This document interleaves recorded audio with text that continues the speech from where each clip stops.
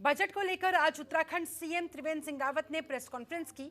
उत्तराखंड के मुख्यमंत्री त्रिवेंद्र सिंह रावत कहते नजर आए कि प्रदेश सरकार का फोकस 4S पर आधारित है, जिसमें स्वास्थ्य, स्वावलंबी, सुगम और सुरक्षित उत्तराखंड शामिल है।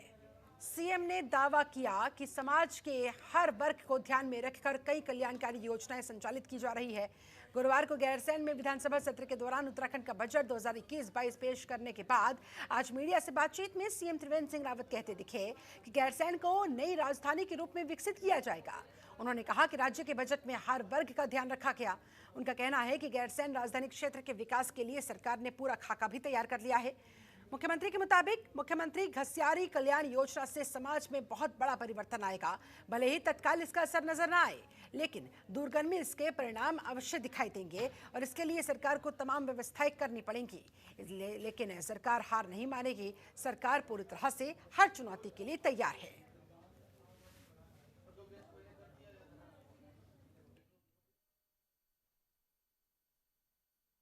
जो मुख्यमंत्री स्वरोजगार योजना, इसमें भी 40 करोड़ रुपए की व्यवस्था की गई है।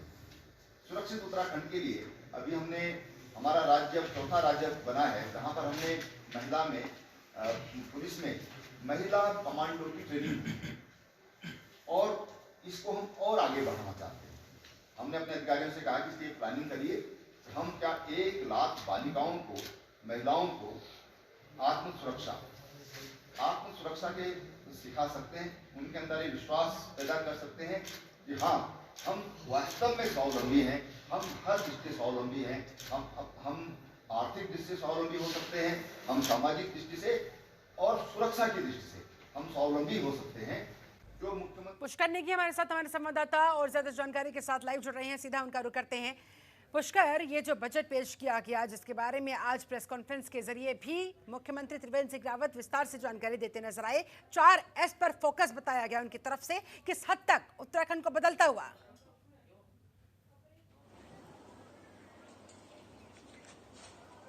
देखिए शिल्पा, मैं आपको बता दूं कि जिस तरह से गुरुवार के दिन जो बजट सत्र जो है चल रहा था, बजट पेश हुआ, पटल में बजट पेश हुआ, उसको लेकर जो है आज जब विधानसभा की जो कार्रवाई शुरू होने से पहले उत्तराखंड के जो मुख्यमंत्री त्रिवेंद्र सिंह रावत है, इन्होंने जो प्रेस कॉन्फ्रेंस किया, प्रेस कॉन्फ्रेंस को इस तरह से यहाँ पे ट्वीट किया गया कि जो मुख्यमंत्री कल्याण योजना हो, चाहे स्वरोजगार योजना हो, चाहे आपने देखा होगा कि किस तरह से जो तमाम सारे विभाग हैं, चाहे वो शिक्षा विभाग से लेकर हो, चाहे उच्च शिक्षा लेकर हो, चाहे व्यवसाय से लेकर हो, तो तमाम सारी जो उपलब्धियां जो है उत्तराखंड सरकार की, जो क्योंकि अब 4 साल भी पूरे होने जा रहे हैं, 18 मार्च को 4 साल पूरे हो जाएंगे।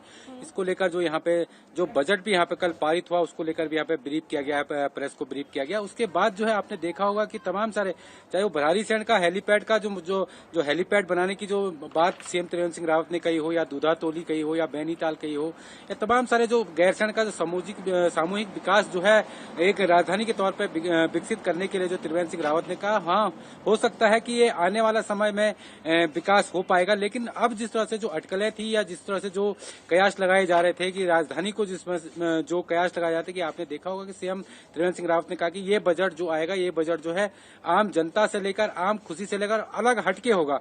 तो अलग हटके इसलिए होगा, शिल्पा मैं आपको बता दूं कि जिस तरह से आपने देखा होगा कि त्रिवेंद्र सिंह रावत ने जिस तरह से एक गैरसैंण को मंडल के रूप में यहाँ पे कल यहाँ पे घोषित किया, तो जो 4 जिले हैं इनका भी यहाँ पे विकास होगा। गैरसैंण का विकास अब धीरे धीरे पटल पे, अब धीरे धीरे अब ऐसा लग रहा है कि उत्तराखंड का जो विकास है, राज्य या राजधानी का जो उत्तराखंड आंदोलनकारियों का जो एक सपना था कि गैरसैंण को जो उत्तराखंड की राजधानी घोषित किया था, हो सकता है कि त्रिवेंद्र रावत की सरकार या भाजपा की जो सरकार है, ये धीरे धीरे गैरसैंण को यहाँ पे विकसित करे और कमिश्नरी के तौर पर जो इसको यहाँ पे डेवलप करने का जो एक लक्ष्य जो है, या 1 माह के अंतर्गत यहाँ पे जो टेंडर होंगे या आपके जो मैप बनेगा, इसको लेकर जो त्रिवेंद्र सिंह रावत ने आज पूरी जानकारी दी। और शिक्षा के क्षेत्र में यहाँ पे त्रिवेंद्र सिंह रावत ने कहा फोकस किया गया है। लेकिन आप ये बताएं, अगर हम टेक्निकलिटीज में नहीं घुसते हैं पुष्कर, तो सीधे सीधे शब्दों में, आसान शब्दों में, क्या बढ़ती हुई महंगाई से इस बजट के आने के बाद आम जनता को राहत मिलती हुई नजर आ रही है?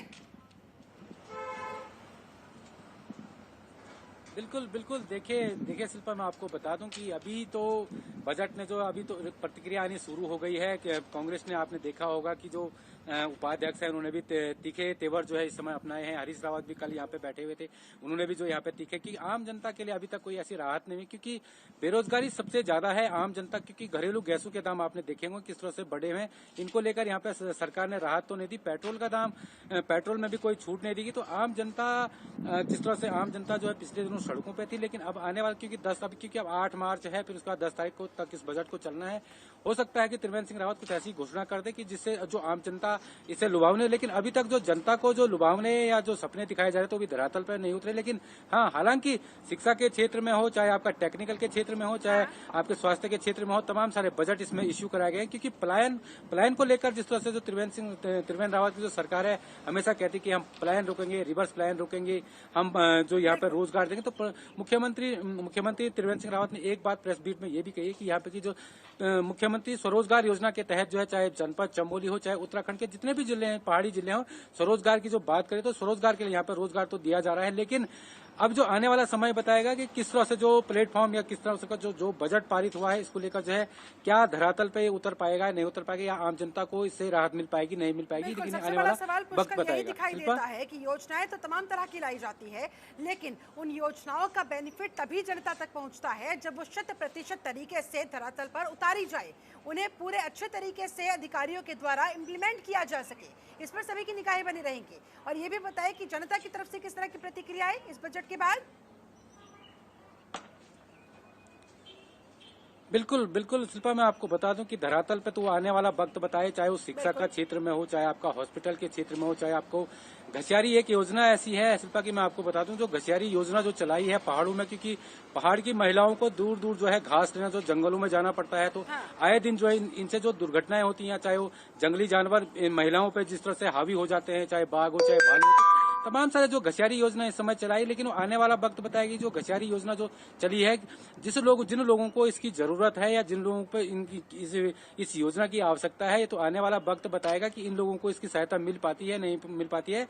और जो कर्मचारी या अधिकारी हैं किस तरह से इस घसियारी योजना का, या आपने देखा होगा कि पिछले दिनों एक योजना चली थी 100 रुपए का 1 रुपए का कनेक्शन, जो नलों में जो पानी आएगा, लेकिन धरातल पे तब आने वाला समय में पता चल पाएगा कि किस तरह से ये लोगों को इसकी सुविधा मिल पाती है, नहीं मिल पाती, ये आने वाला वक्त बताएगा। लेकिन अभी का जो मूवमेंट है या अभी का जो जनता का रुख है, लेकिन जनता का जिस तरह से बजट की जो प्रतिक्रिया है, लेकिन आम जनता पे लगातार जो है बजट की मार हो, चाहे बेरोजगारी की मार हो, लगातार जो है अभी भी पड़ रही है। लेकिन उत्तराखंड सरकार ने भले ही एक लोक लुभावना बजट यहाँ पे पेश किया है, लेकिन अभी भी जो है जो सामान्य जो जनरल जाति है या जो निम्न जाति के लोग हैं, इनको इसका कितना प्रभाव मिलेगा, कितना आने वाले समय में पता चलेगा कि इन लोगों को इसका बेनिफिट कितना हो पाता है। इस पूरी जानकारी के लिए।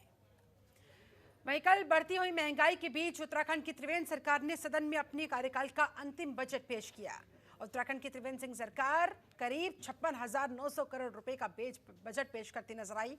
इस दौरान मुख्यमंत्री त्रिवेंद्र सिंह रावत ने बताया कि नाबार्ड के अंतर्गत पेयजल विभाग पेयजल योजनाओं के लिए 180 करोड़ रुपए का प्रावधान अलग से किया गया है।